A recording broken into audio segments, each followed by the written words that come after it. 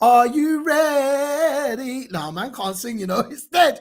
My voice is gone, people. It's mad. But you know what it is. I got to be here for On the Bywire, 9 p.m., bringing you the news you know you can trust. Listen up, yeah. Get it ready in your bookmarks for after the show, bywire.news. Head on over to the website after the show tonight, because I'm telling you, right, our team have been working so hard this week. Honestly, I've called them up a couple times. I'll be like, yo, man, can you help me with a couple things? They're like, yo, I just got a story. Like, they work so hard, man. If you get them BBC alerts on your phone and them thing there, yeah, no matter what phone you got, if you download the news app, innit, you get the alerts on your phone, yeah.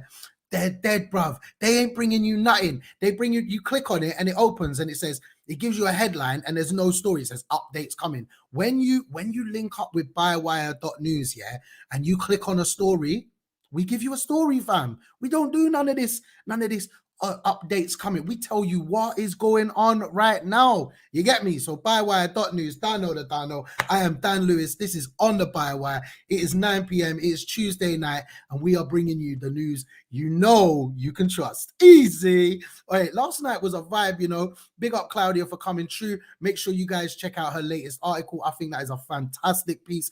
We've got a banging show on tonight. We've got a lot of news to cover, a lot of stories. And I have to let you guys know that yesterday we used some language that I felt was very appropriate. However, I need to reiterate, and I felt it's important that we do this. Rishi Sunak is a Tory pussy hole, you get me? Anyway, let's carry on with the show. You know what it is. We're going to go straight to the thing, man. We got bare stories to cover. Obviously, there is a lot going on in the Middle East right now with Afghanistan. Boris Johnson has been on the phone to the G7 man them and gal them saying, look, I want to have a meeting. I'm guessing, I'm not one for predictions, but I'm guessing Boris is looking for who's going to take the most refugees so he don't have to. Because you know what it is. Boris don't want to do nothing. Come on, he don't want to help no brown people. Not unless they're going to make him some money, like, directly. And then he can run off on them. Real talk. But it is where it is. Also, there's a lot going on in the independent media world. If you want to get the latest updates as well, head on over to the Bywire Facebook, Bywire Twitter account, Instagram. The Instagram's popping, man. Honestly, like, wait, I've seen a lot going on there lately. The Twitter is just flying off right now. And the conversation is always going on Facebook. But while you're here, right now, you know what it is. Hit the like button, hit the share button. Show me that love, man. Show me that love. Let me see that like button just go up and up and up. You get me? And if you're on YouTube, hit that subscribe. If you haven't, then head on over after the show. Hit that subscribe button. Help us keep the numbers flying. Anyway, people, you know what it is. I'm going to get straight into the thing. We've got a lot of news to cover. First up, we're going straight over to our friends at Byline Times, where Stephen Delahunty is talking about deception and possible fraud. Ministers accused of misleading Parliament over HS2. Yeah, it's real. We've covered HS2 a few times on this one. The little railway set for Boris Johnson and his friends to travel up north. Like, do you know what annoys me about HS2? Yeah, excuse me. The thing that annoys me about HS2 is that it doesn't, like, obviously I'm biased, like, it doesn't come to Liverpool, but even if it's not even improving times for people to get anywhere, really. Like, it's not doing a lot for the north, really. It's taking away nature, going over some areas where there are important parts of natural habitats and trees and wildlife that are being damaged by HS2, the building of HS2. It's also it's not actually increasing the times for people to be able to get anywhere. And from what I understand, there's disagreements about the paths that it's meant to be taken and stuff. I just don't see the benefits to it in terms of the cost, right? So the cost at the moment is looking at just over 100 billion pounds. I think it was 106 billion pounds.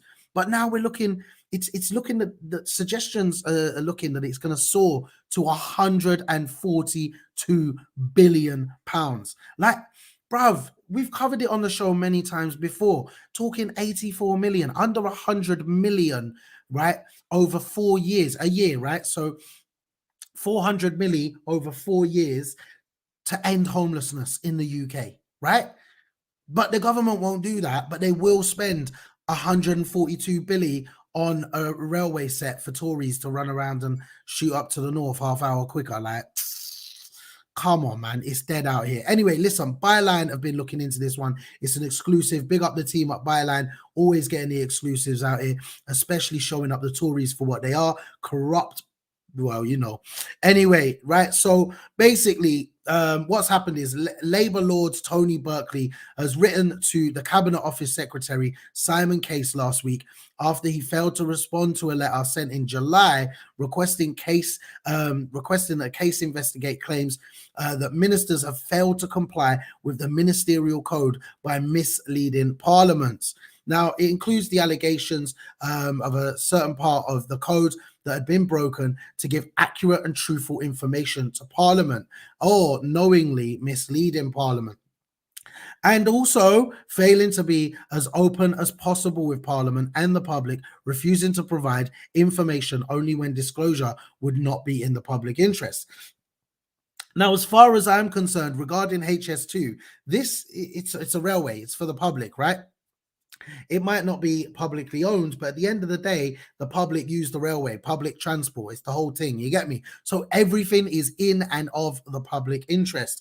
And to be in the public interest, surely they must be as accountable and transparent as possible. We said it before.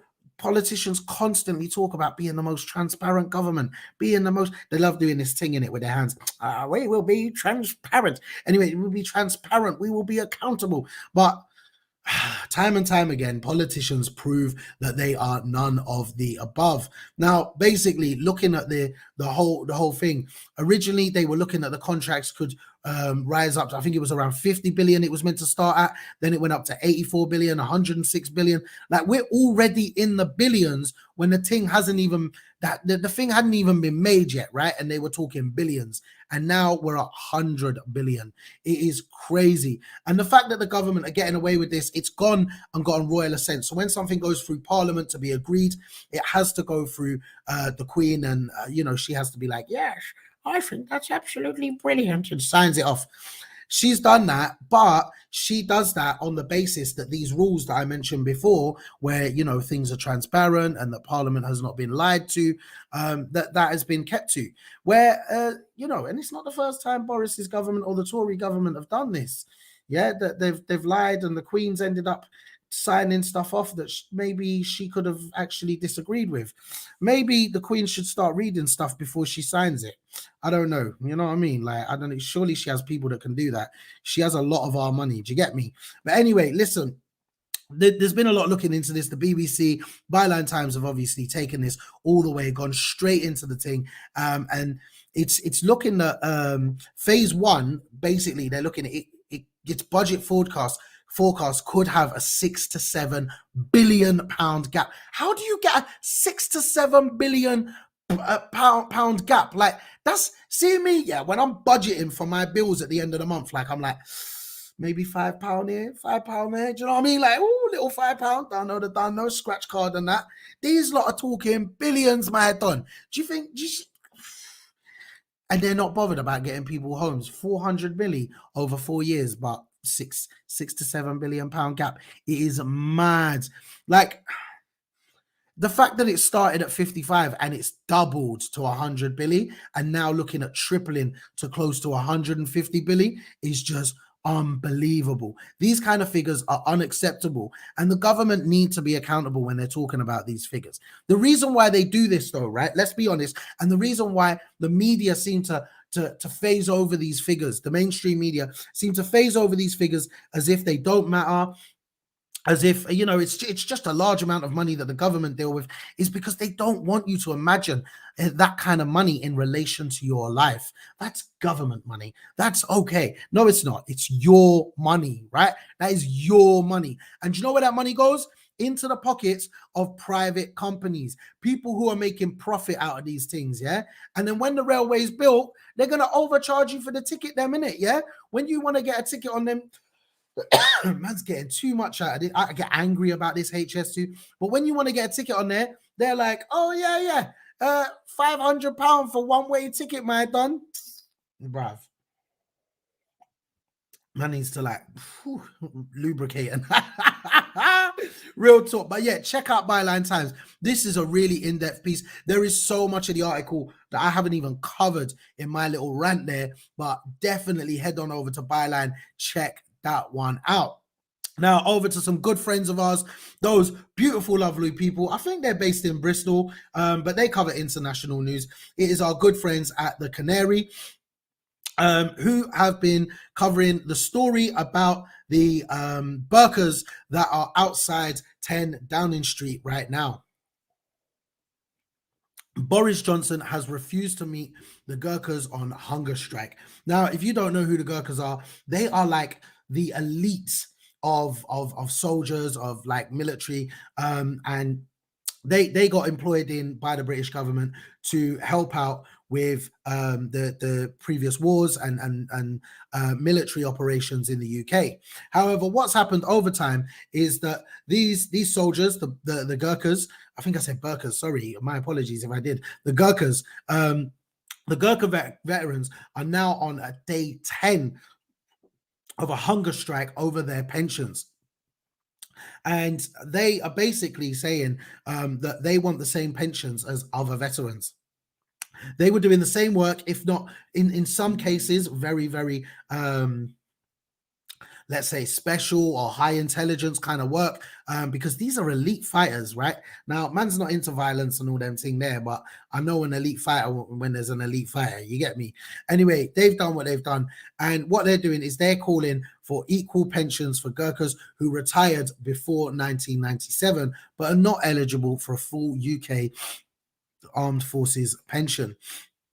On the 16th of August, they started their protest. Their protest reached the 10th day of not eating. So they're on a full hunger strike. And basically, the Prime Minister is not coming out to meet them. Like, I think, whether you believe in war or not, whether you believe in whether you support any war or not, the men and women who go out to war have some of the highest levels of respect from me, because they are going out in the belief that they are doing what they're doing to protect us, to protect me, our children, everyone, right? And they do what they do to serve and protect the country. I know they say the Queen, but I'm not bothered about the Queen, right? The right wingers can come at me in the comments, do whatever you want to do, right? But at the end of the day, I don't care about the Queen. They are there for the country, for the people. And I fully respect that. They've put their lives on the line. They have the biggest kind of danger. Their family, I can't imagine what their families go through. Right now, some of my family are also veterans. They have also served in the army, fought in wars, and I have respect for them as equal to anyone else who's not a member of my family. Now, when any type of veteran is protest, if you're the prime minister of a country and veterans of your country that fought for your freedoms, let's not forget for the prime minister's freedoms too, surely you have a duty. You have, it is in your job description to go and speak to them if they are outside and they are calling for you to look into something. Canary, as always, have gone into depth. They've looked into this. The Prime Minister's spokesperson was asked whether any talks were planned after the protesters said they would end their hunger strike if a meeting was arranged. And he said, I believe the Defense Secretary said that he would be happy to meet with any Gurkha, but there were no plans for Johnson to join a meeting. Now, on the 30th of August, Defense Secretary Ben Wallace said he was happy to meet the protesters, but argued no government of any color had ever made retrospective changes to pensions like the ones the demonstrators are calling for, which is a mad thing, really, because that Boris's government, they're trying to put themselves out. This is the advert they put to people back in 2019. They said that they want to be, a new government. They're not gonna. They're gonna not be like other governments. They're gonna, get Brexit done. They're gonna serve the people. They're the workers' party. All of this kind of stuff. And these are workers. At the end of the day, these are workers. Now, obviously, not like your kind of factory workers, call center workers, cab drivers, whatever you want to, But at the end of the day, they are workers. And if the Conservative Party is the party of the Workers' Party, as Boris said at their conference, surely Boris should be out there talking to the workers on hunger strike. The workers that fought for our freedoms. No? Is that not patriotic? Is that not patriotic? Standing by the Union Jack, the great British flag, standing there saying, I'm British and proud. Yeah? Come on, bruv. Come on, bruv. Do yourself some respect, man. Go out there and speak to them, bruv, innit? Yeah? Do something. Don't turn your back on these people. Anyway, listen, man could go on again with this one for real, you know. But we need to address the injustices that have happened to many veterans. This leads me on to many other subjects, which I feel that the mainstream media do not cover. I mentioned before about ending homelessness. How many veterans are on our streets, sleeping on our streets, cold at night in the winter and in the summer? Over the COVID, over the pandemic, you know, there was issues with the way that some of our veterans were treated, the homeless veterans. The fact that our veterans don't have access to proper mental health care, the fact that our armed forces are not unionized, I think is a massive issue. Big up the likes of Labour Friends of Armed Forces and the Veterans for Peace, who were talking about these kind of things. Yeah, man should get them on the show to talk about them things there. Big up them people there who are working on this. But yet the people who deserve the respect on their lip, yeah, it's the veterans now. And Boris ain't doing something. Like even Joanna Lumley has come out there and said, you know, like she said, only a deep sense of injustice could drive these brave and respectful souls to this point. At the heart of this matter is how we value those who have offered and sometimes given the ultimate sacrifice to protect our way of life and to keep us safe. Now, the Canary goes on to talk about the record, the service record of the Gurkhas that were recruited in from Nepal. Explains a lot more about them, about the work that they've done, where they've come from. And I just think it is absolutely unbelievable that the government ain't doing nothing. And the final point on this, Ben Wallace turned around and said, you know, I hate that when the Tories do this, you know, and all right, cool. Yeah. Like you can say what you want about my support for Labour and that, but like they blame the Labour Party and it's like, yeah, but you're in government now, right? Literally Ben's gone. The wording was the group of people currently protesting are groups affected by the change by the Labour government in 1997 to 2003. My brother, who is in charge now? My brother, who has the power now? Do something. You get me? Yeah? Do something. Real talk. Get out there. Do something. You know, be the ones to bring about the change. Now, sticking with the Canary, but onto a different story. It is the doctors' union are warning people to remain cautious as isolation rules are eased. Now, I'm always cautious when it comes to the COVID stuff because I don't want to get a warning and get some facts wrong. And we bring you the news you know you can trust. So on this story, I'm sticking with what the BMA are telling us. I'm going by the facts. You know what I mean? Now, excuse me, I do apologize tonight. Little frog in my throat. I'm just so excited to see you all. But the situation basically is that coronavirus is still around. In New Zealand, they're being told to stay away from each other because there's less than 5 cases, right? New Zealand are going about it differently, bruv. But at the end of the day, they've had a very, very small number of deaths. Here in the UK, I don't even know what the number is now. It keeps changing. The government, they run out of space on their Excel spreadsheet. So who knows what's going on and who knows the real numbers. It is scary, the fact that over 100,000 people have died of a virus that we could have avoided killing people and we could have done a lot more to protect people, right? No matter what you think about this virus, people have died and we could have stopped that from happening. I don't care. If we can stop people from dying, then let's stop people from dying. But the British Medical Association, which is basically the union for like doctors and stuff, said they would strongly urge people to continue to take sensible precautions.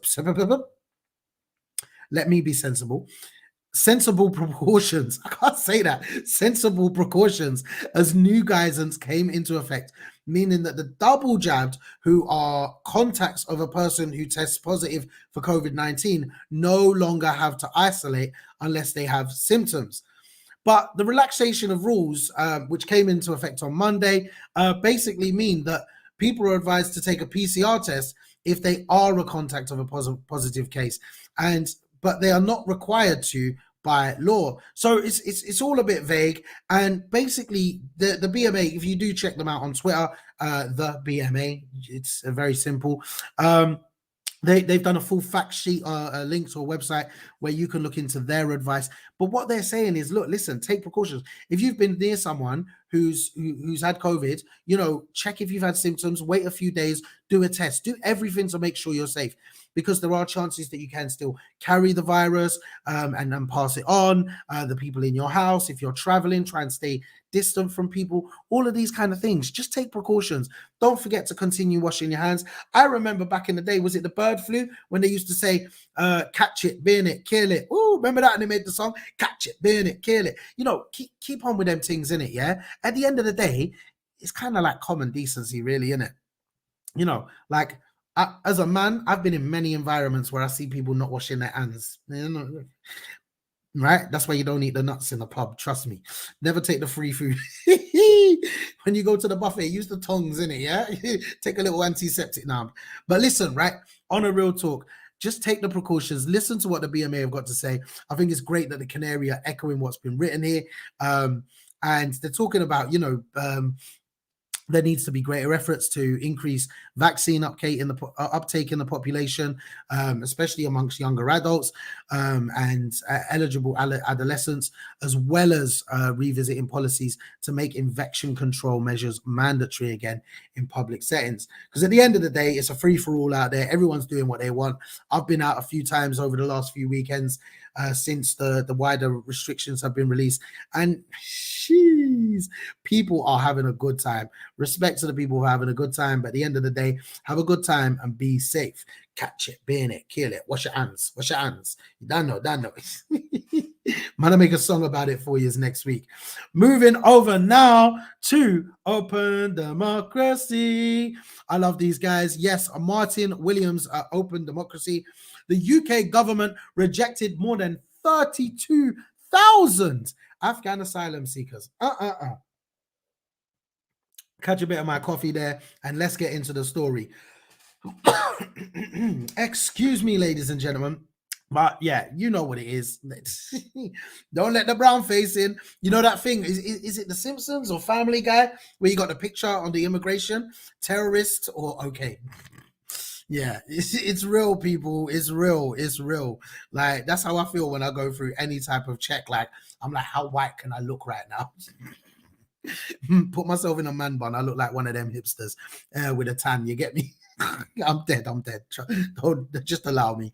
But the UK government has rejected more than 32,000 Afghan asylum seekers since the Western invasion of the country in 2001. Open Democracy can reveal.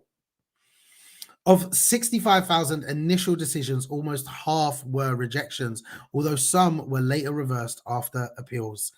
More than 76 Afghan nationals have had asylum applications rejected so far this year alone, including 10 women and 1 girl. That's the opening lines to this, and basically it sets out the story from here. It shows how the official records show that basically the authorities in Britain have taken a hard line against asylum seekers, specifically from Afghanistan, where 20 years ago, it was us that invaded. Now, we went in there under the premise that we were going to get Osama bin Laden, but Osama wasn't even in Afghanistan. Do you remember? He was in Pakistan. He was next door. Like, it's mad, innit? Like, man's gonna go rock up there, man's next door, innit? Yeah? Dead. We talked about stabilizing Afghanistan. How did that work out? Yeah. So we saw that on Monday, didn't we? So like 20 years of all of this. And in that time, all of these people that we've displaced at the end of the day, we've displaced a lot of these people. And yeah, they're running away from the Taliban. But at the same time, it was our bombs that were falling on their schools, hospitals, homes, communities, and all of that. And we've not been accepting them. Since 2009, around 2,600 Afghan women have had their initial asylum applications rejected. This includes 875 girls under the age of 18. 6 of them were unaccompanied children. The facts just continue. There's one story here where it talks about Samira Kitman in 2016 requested asylum. as she was being targeted by men who she believed to be working for the Taliban. Now, she had been previously voted Afghan Businesswoman of the Year. Her artwork had been displayed at the V&A Museum in London, but her application was rejected by the Home Office. Listen to this, yeah? It said that she had not shown that there are substantial grounds for believing you face a real risk of suffering serious harm in Afghanistan. It's just like, what? Like, you know, someone's under attack, but also the fact that they're able to basically help build the economy here in doing work in the V&A, but the government won't take them. It's unbelievable, and I think it's unacceptable. Open Democracy have covered a few different stories here, a few case studies, which I think are fantastic. And there's a couple of comments from government officials and the EU. You know, Germany and Belgium said that stopping returns sends the wrong signal and is likely to motivate even more Afghan citizens to leave their home for the EU. Today, there has been announcements from the government, the British government, about what they do plan to do with Afghan refugees, talking about passports. But the thing is, the big thing that we need to talk about is also creating safe routes for people to be able to get out of Afghanistan. That is the most important thing, because we've seen it. You know, I don't know how many years we've been watching on the news the stories of people in dinghies, boats, blow up things, everything, just trying to cross the channel to get to Britain. Like, why are we not helping these people? Obviously, we saw the tweet from Macron yesterday, or about Macron yesterday, where he's like, no, not coming here. Don't watch the accent. I'm just taking a piss out of anyone who's like, you ain't coming to our country. Like, so yeah, that was an attempt on a French accent. My mom would be very disappointed if it was. Anyway, like, on a real talk, like, we need to think about how we look after people in this world. Britain is a beautiful place. Britain is a place where we have a history of looking after people, and we should do more of it. We should be known as the country that takes people in, looks after them, gives them opportunities, and helps them you know, just strive to be amazing, supports people to run businesses, become artists, become musicians, all the different amazing and wonderful things in this world. This is the place where people should want to come and see opportunity, the land of opportunity, the land of freedom. I definitely think that's the way we should be seen. And I think it's shocking, the numbers that we've seen previously, which leads me on to the final point on this article, which is that, you know, it's down to us to put the pressure on the government to do more in regards to actually protecting people from Afghanistan, and generally refugees, asylum seekers, migrants. When people come to England, it's us. Given the figures that we've seen over the last 20 years, it's down to us, the people, to put the pressure on the government to do more to look after people. Man's gotten a bit excited about all these articles today, so I'm going to jump straight into the next one. It is from the New Internationalist. Oh, do you know what? This is a really, really interesting piece, and I think it's a conversation that needs to be had. One of the things I often talk about with racism, right, is education. We need to look at where we can educate people. Racism, homophobia, misogyny. We need to look at how you can't slam people down if they don't know. Because the thing is, these things are taught. They're not natural. You don't naturally just go like, I hate women. I don't like black people. You don't. You're not born that way. Yeah. Right? Look at children. Children are not born racist or misogynistic, right? These things are taught. But if they are not taught an alternative and they grow up that way, then, and no one ever teaches them an alternative, and you just punish them, you just got, boom, banish them, then it's not really fair. And this article here, I think, is brilliant. It's called Agony Uncle. Is my daughter's pro-Palestine activism turning anti-Semitic? Which I think there's a massive conversation over the last year or 2 years, maybe longer, especially in the Labour Party, which is mentioned in the article here. Basically, agony uncle, like an agony aunt, you know. And the question that comes in is, a couple of years ago, my 21-year-old daughter traveled to the West Bank in Palestine to volunteer with an environmental organization. Since she came back, she has been incredibly vocal about Palestinian rights. It goes on, and it says that later on, should I be worried that she is in fact anti-Semitic? There are Jewish people in her life, and I've never been worried that she's had that tendency before. but now I'm confused. And it's absolutely fine to be confused, especially if you don't know the answers. If you don't know, if you haven't been educated on it. And I think this is fantastic, the way that the answer has been put across.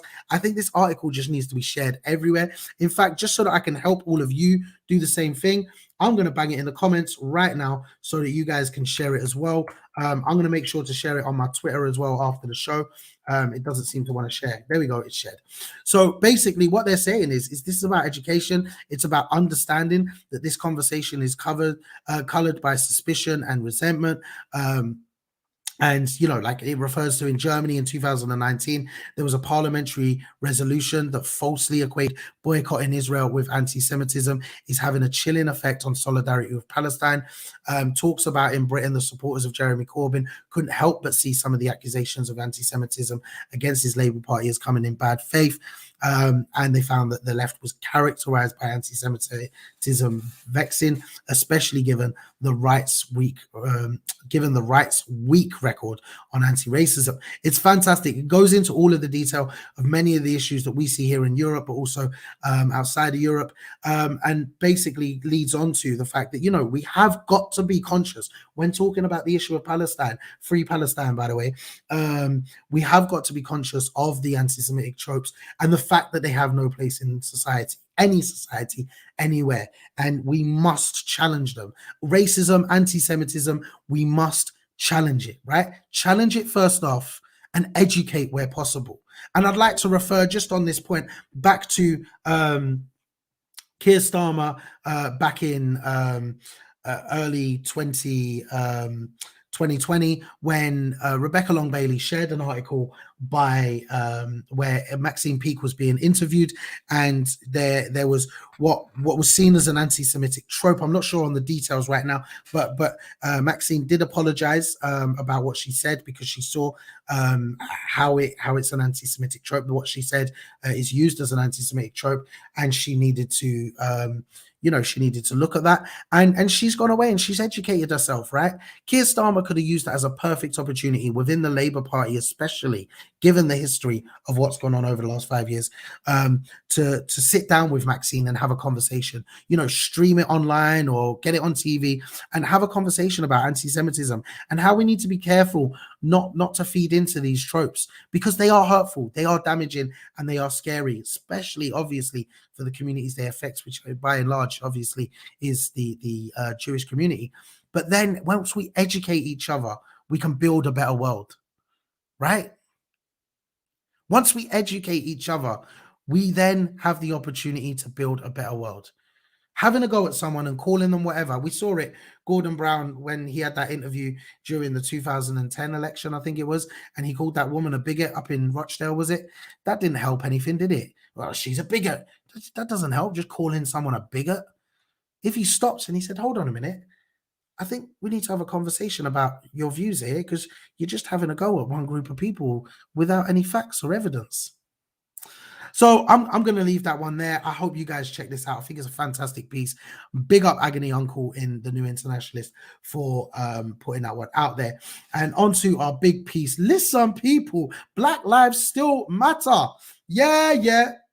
It is what it is. I said it, and I say it again. Black lives matter. Boy, listen, right? What other anti-racist movement in the world? What other anti-racist movement in the world has managed to get the whole of the Premier League, international footballers, to take the knee at the beginning of a game? Huh? And when people booed them, more people stood against them. Black Lives Matter. Listen, this is a piece by Real News. Big up Real News. I love Tim Lazard works at Real News. He works so hard around the clock, all of the time. He's meant to be on holiday at the moment, I'm pretty sure, but he's done this piece here, and I think it's fantastic that he has. Basically, 10 reasons you should support Black Lives Matter. Number 1, stats on police violence and racial discrimination in the US. Boom, there's a load of facts here. Definitely check out this article. Number 2, stats on police violence and institutional racism around the world. Again, more facts, more figures, some really cool infographics you can use on Twitter and other social media.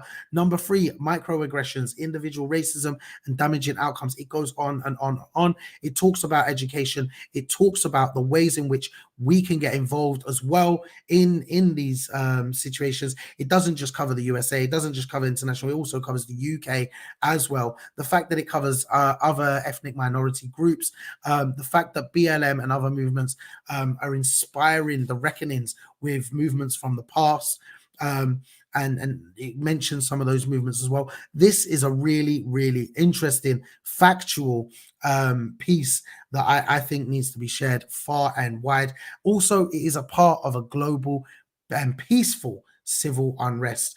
This is about intersectionality. This is about LGBT. All Black Lives Matter. Yeah, LGBTQ, disability, misogyny, all of these things all coming together. And BLM is one of the biggest movements, and I think it's fantastic that we're seeing that. There's the chapter movement, obviously, that grew out of the USA. Here in the UK, we're seeing so much more. Here on the show, we've had Chantel Lunt from BLM Merseyside, who is doing bits across the country at the moment, but specifically here about that intersectionality. And it goes beyond anti-racism. It is fantastic. And I just think, you know, big up Real News for doing this. I definitely recommend checking this one out. But also it gives you 7 ways you can support BLM by donating, supporting Black businesses, artists, and influences, educating yourself, educating others, standing up against racism online and in real life, becoming more politically active. Don't know. Get involved in the politics, people. We need more people in politics, right? At the moment, there are politicians in politics. There is not enough people. So I encourage you to get involved. So definitely get more politically active and share, promote, and elevate BLM. Finally, protest. Take up the protest, get yourself your placards, do them things there. Listen, people, as always, I've gone over my time. You know what it is. what is on the Bywire without sticking to timelines? My name is Dan Lewis. This is on the Bywire. Make sure you hit that like button, hit that share button, retweet. If you're not on YouTube, head on over and hit that subscribe button. Show us some love. We bring you the news you know you can trust. We're here Monday to Thursday at 9 p.m. Check us out tomorrow. We will have more from the best of independent media news coverage. Peace, love, and big fat kisses, people. Eee.